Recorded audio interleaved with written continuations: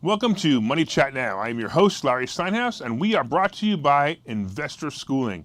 You can take a complimentary class this Thursday.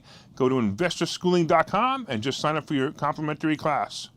Today we're going to be discussing some really neat stuff, because it's always neat stuff when you pay attention to Money Chat Now, right? Here we go. We're going to be talking about the fact that the NASDAQ just almost hit a record today. The pandemic is still causing havoc. We have some J&J in the news. Gold prices are crashing. And we also have some stocks that made some big moves today. We're going to talk about the Bitcoin rally. And of course, we're going to talk about some of my favorite picks.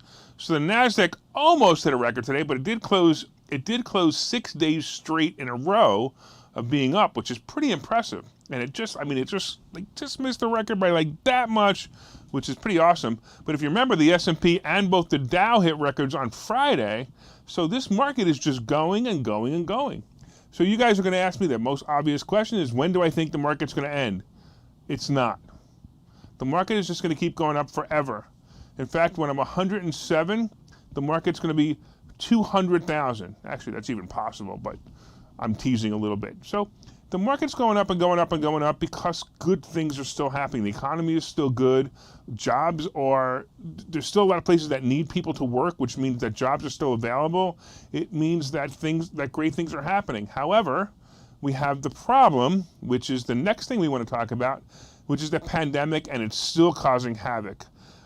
I'm going to tell you that I really believe that the biggest problem we're having is government overreach and not necessarily the pandemic. But either way, it's the reaction of companies to the pandemic and or government overreach that are causing the problems. Look, more than a dozen U.S. companies, including Walmart, Google, Tyson Foods, and United Airlines, have recently announced vaccine mandates for some or all of their employees. And we talked about this last week. We talked about the fact that, hey, they're going to be mandating this. I also mentioned that they're going to be mandating it, but they're not going to make it official mandate until either it was like October 15th or until the FDA approves the vaccines. So they're basically kind of hedging their bet by going out in the public and saying, yes, we're gonna make vaccines mandatory, but it gives them some time to change their mind. And I don't know if they're going to or not, but it's still gonna be a problem. Right now, the Pentagon is to require all service members to get COVID vaccine by mid-September. And yeah, they're gonna have to do it because the service people are very simple. The service members are owned by the government and they have no choice. They're gonna have to do that. The U.S. reported a 7-day average of more than 108,000 new cases per day, up 36% from a week earlier, according to data from Johns Hopkins University. Now look, COVID is the Delta variant is a very fast-moving variant. So these numbers have to come down. If they moved up that fast, they're going to go down very fast, very soon. My only question is whether the news is going to report that they went down in time for people to get their head back straight. COVID is weighing heavily on the financial markets, said Jim Paulson, chief investment strategist at the Luthen Group. The surge in cases continues to pressure the cyclical parts of the stock market, most including cyclical sectors like energy and industrials and small caps, and of course, the travel industry. Here's something else that's interesting too. Shoppers are growing more anxious to visit stores, while some are cutting back spending, according to a new survey from First Insight. So we have, for example, we have school coming up, and hopefully your kids won't have to wear a mask, and I'm sorry if they do. But we have school coming up, so we have school supplies coming up.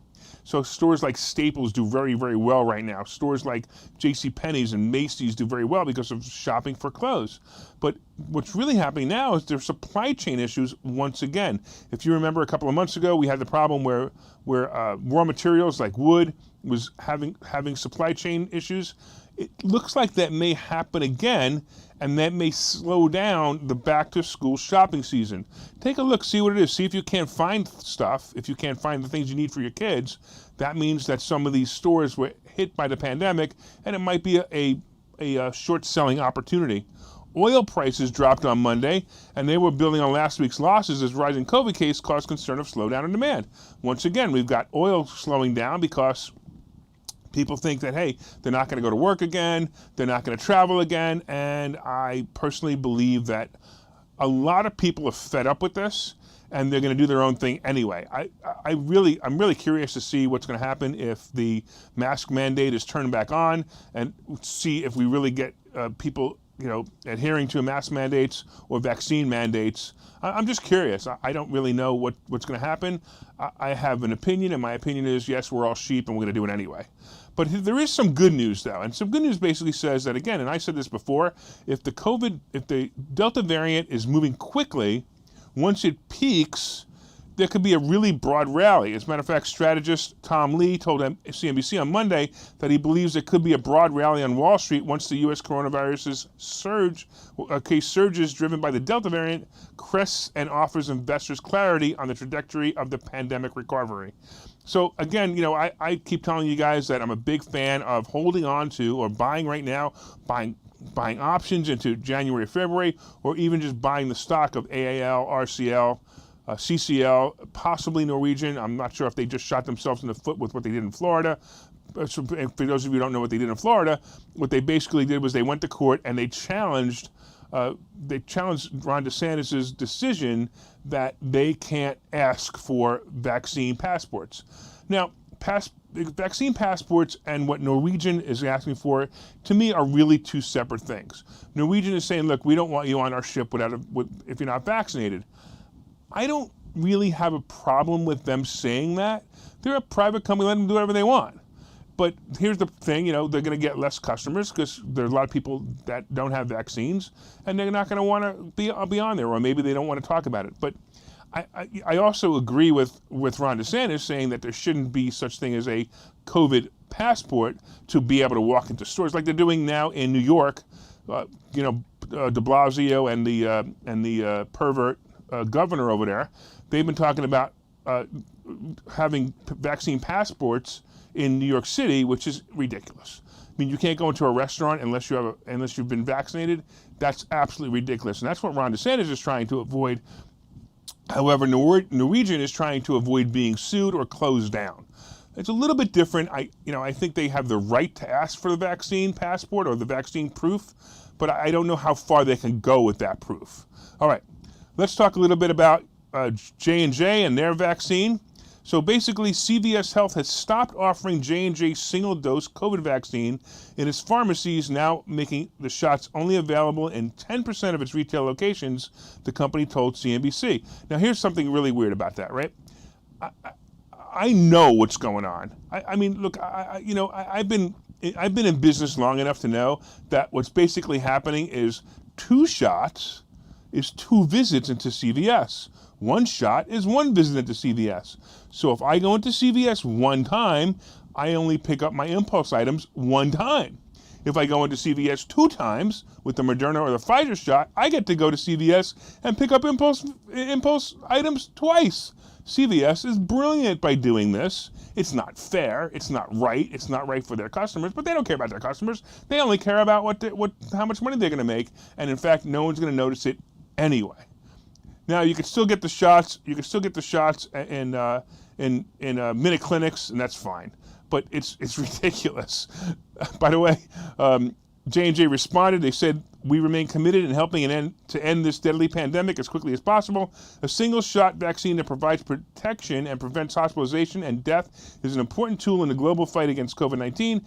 Evidence from our Phase 3 Ensemble study demonstrates the efficiency of the J&J single-shot COVID-19 vaccine, including against viral variants that are highly prevalent.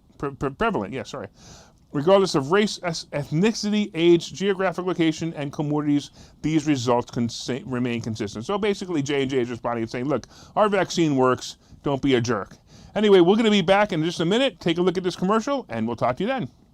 Okay, so you've thought about investing in real estate, houses, apartment buildings, properties, but don't really know where to start? Well, what if you could very easily learn how to gain strategies to use other people's money to buy and sell houses in the Philadelphia area? If you could learn and network with successful area real estate investors and how to produce monthly income on rental properties without headaches, that place is Investor Schooling. With Investor Schooling, you'll learn from 2 Philadelphia area rockstar real estate investors, Phil Felton Mel Cohn and Larry Steinhouse about how to buy and sell properties the easy way and teach you basic and advanced techniques to help you make money in real estate. You can attend investor schooling in person or online visual classes 8 times a month. You can and will learn how to make money in real estate. Call for free information and get a complimentary pass to one of these classes. But don't delay, as these complimentary passes are limited. Call the number on your screen now or visit investorschooling.com. Investor Schooling.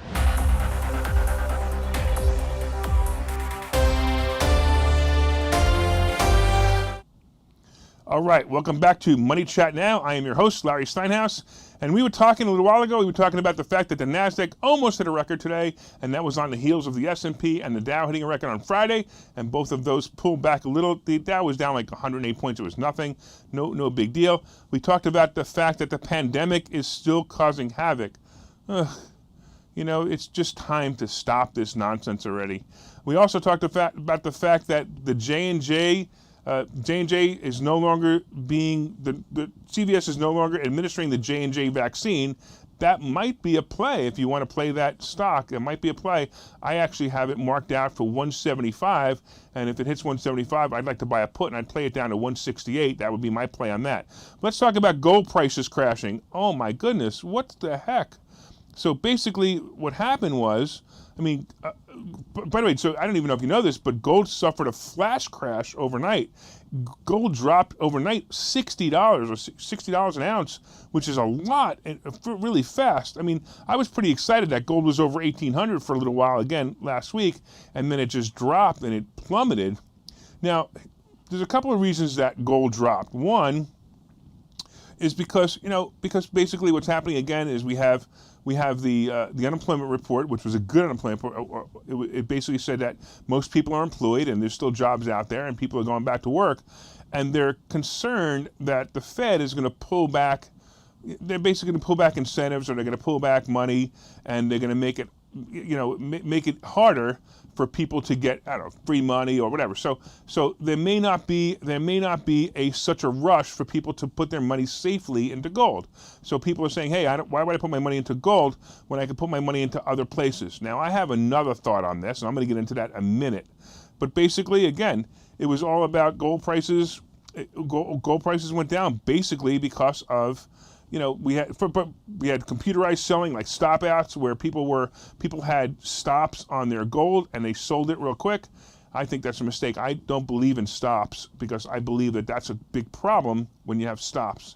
All right, let's talk about some of the big moves today. Tesla was a big move today. So Tesla's stock rose about 2% after Jefferies upgraded the company to buy from hold. The Wall Street firm said that Tesla was leading the way on earnings momentum and capital allocation. Jefferies hiked his price target to $850 from $700. Now, for a long time, I made fun of Tesla stock as an investment. Now, I don't understand. I mean, I'm not talking about it when it was 200 and you wrote it back up to 700. That was fantastic. But at 700, where it is now, that range, it makes it difficult to be a good play because the multiple, the price, the earnings per share was ridiculous. It was absolutely ridiculous how high it was. At one point it was 1,100.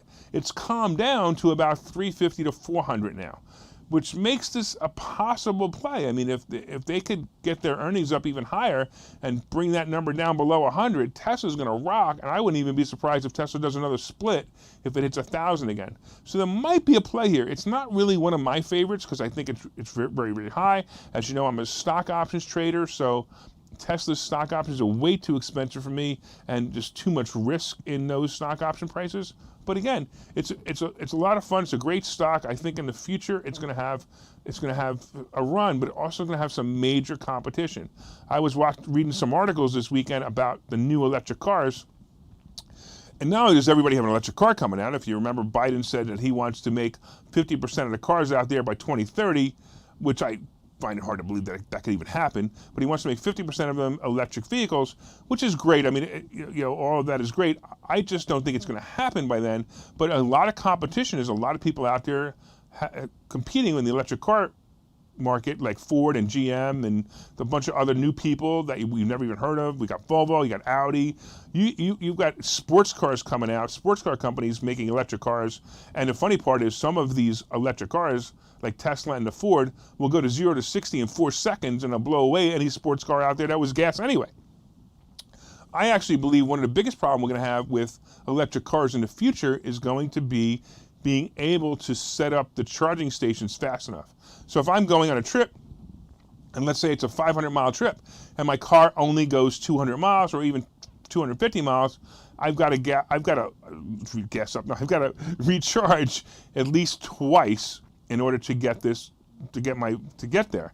Now, right now, there aren't that many electric cars, so if I pull into one of those gas stations that have electric car chargers, the problem is it's going to take me a half an hour or so or more to charge up the car enough to get anywhere. It may not be enough to go finish my trip, but to get to the next charging station. But eventually, we're going to have 10, 20 cars lined up, and you're not going to be able to go on any long trips until the charging stations are built. And until then, it's not going to be a great idea. So let's talk about also another big move today was Coinbase. You know, I saw this. I didn't see it in time. It was like, I kind of like, I thought it was going to happen. And I made the mistake of hesitating on this one. I should have known better. When Bitcoin dropped, when Bitcoin dropped and when Ethereum dropped and everything dropped, everyone ran away from Coinbase thinking, hey, if we run away from Coinbase because we're scared of it, because, hey, people aren't buying Bitcoin anymore. No, people are still buying Bitcoin. They're still buying Ethereum. They're still buying all of the cryptos, and we're going to talk about that in a minute. And sure enough, what happens is when people are selling crypto or buying crypto, Coinbase makes money. Coinbase also has an earnings report coming up this week. I think it's this week or next week. And they're going to blow it out of the water because they're going to show everybody how much money this company really makes with people trading crypto. And it's going to be incredible. I predict that Coinbase will be way over 300 and we're never going to see it below 250 again. Unfortunately, I can't really play it that way because that's just speculation. And when I teach stock options trading, I don't teach speculation. I was looking for it to go below 2.25, and it didn't happen. And now it's just too late. I can't get in. All right, the other one is Robinhood stock for the same exact reason. Robinhood stock is going to be an awesome play. I'm looking for it, and I haven't seen it happen yet, but I'm looking for it to go in a range. I'd like to see it below 50 would be great for me. I'm waiting for it. Now, I bought it last week. I bought it at 36. I sold it at 72, and I was very happy about that. It's hovering in the 55 range. I'm almost at the point where I might say, hey, maybe we should buy this at 55 because I know this is going over 100 and it's going to happen soon. The question is how soon? Will it happen next month or will it happen next week? And I don't know. Will it hit 50 before it hits 100? I hope so because 50 is my buy price. So I'm just waiting. But sometimes I look at this and I go, look, I'm slightly 10% over my buy price. And I'm buying the stock. I'm not buying the option because the option is too expensive right now. So it might be a play for me to play it. It is what it is. And Robinhood, the same thing. We're talking about a meme stock, and we're talking about a company that makes money every time you trade your stocks, or actually when you hold your money, because they're actually not charging for trading. They're charging to hold your money, and every time you sell a stock, they hold your money. They make money on that. So it's a great business model. I'd like to see them make a couple of bucks on their trades. I think that would make it better. All right, we're going to go to another commercial, but let me tell you about this commercial. We have a contest going on where you could win my partner Phil Falcone's BMW. It's a BMW Z4. It's a great car, and it's a lot of fun. And we were actually talking about this the other day. We did an event the other day, and we were talking about this car the other day. You could win it, and look, you don't have to keep it. You can sell it. It's worth between $15,000 and $20,000. So if you win it, you can sell it. So if you go to winphilscar.com, and let's tell you all about it right now. Hey, if you were listening to Investor Schooling Live today, I'm Phil Falcone, and I made the decision today on air that I'm going to be giving away this car. You want to take a look at it? Let's do it. How would you like to pop your top without ever getting out of the car? Huh? It's pretty cool. You can do it at a red light. You can do it when you see it rainy. You can actually even do it when you're driving, as long as you don't go maybe faster than 10 miles an hour. So I am giving away this car. Why? Is it because I'm crazy? Is it because I'm rich? Is it because of both? Take your pick. I don't care. Let me tell you about the car. We're going to have a contest. We're looking for real estate investors to go to our website and give us a real estate tip.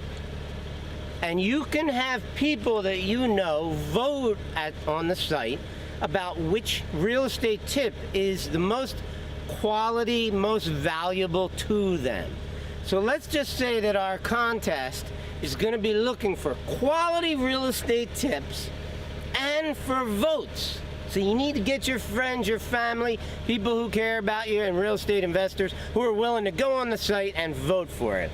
And I will give you this car.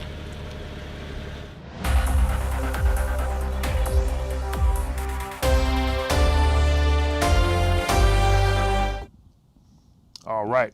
Welcome back to Money Chat Now. I'm your host, Larry Steinhouse. Oh, I forgot to mention in the last segment that Moderna stock is up almost 100% this month. Oh, 100%. You think they're trying to beat out, they're trying to kick J&J out? We talked about that earlier.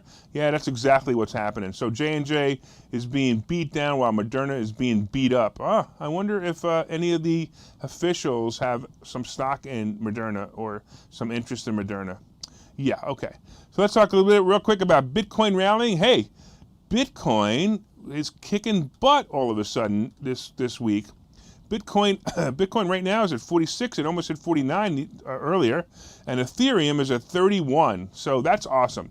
So that means that these things are playing out. Dogecoin, one of my favorites, and I don't even know why it's my favorite. It's my favorite because I think it's a cool name and it's a silly little thing, and that's what made it so good. Is back to where I bought it, which was 26 cents. So I'm actually feeling really great about that decision of buying Dogecoin.